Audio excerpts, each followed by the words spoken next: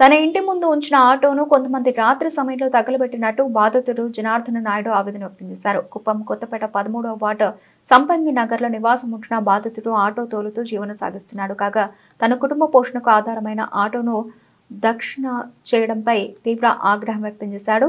ఈ సందర్భంగా బాధితుడు మాట్లాడుతూ కుప్పం మండలం ఆవులనత్తం గేటు గ్రామ వాసి అయిన తాను గత కొంతకాలంగా కుప్పం పట్టణం కొత్తపేట సంపంగి నగర్లో బాడుగ ఇంటిలో నివాసం ఉంటున్నట్టు తెలిపారు. తనకు జీవనోపాధి లేకపోవడంతో ఆటో నడపడం తెలిసిన అతను వేరొకరి ఆటోను అద్దెకు తీసుకుని నడుపుతూ ఆటోకు అద్దె చెల్లించి తన కుటుంబాన్ని పోషించుకుంటున్నట్టు తెలిపారు.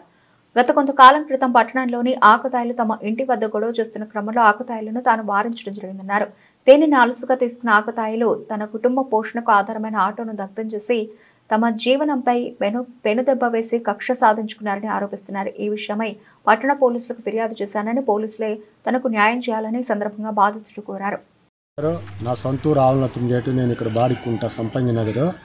నేను 11 గంటల రాత్రికి ఇక్కడ ఆటో నిలిపేసి ఇంటికి వెళ్ళి నిద్రపోయినాను. ఒక 2 నుంచి 3 గంటల సమయంలో లేచి చూస్తే బాత్రూమ్ పోయేటప్పుడు అగ్గి మండుతూ ఉండే. వచ్చి ఆర్పేసి అప్పుడే పోలీస్ స్టేషన్కి పోయి సార్ వాళ్ళకి చెప్పి తోరుకు వచ్చిన చెప్పినాను. ముందు మా ఇంటి పైన దాడి రాళ్ళు కూడా వేసినారు. ఆ పిల్లల పేర్లంతా నా దగ్గర ఉంది. ఈ మరి నన్ను అప్పుడప్పుడు అటాక్ చేసి 2-3 సార్లు వచ్చి మీరు ఖచ్చితంగా డిసిజన్ తీసుకోవాలని చెప్తున్నాను. కార్తీక్ అనే పిల్లోడు, తరుణ్, వీళ్ళంతా గ్యాంగ్ ఉంది సార్ పేర్లు.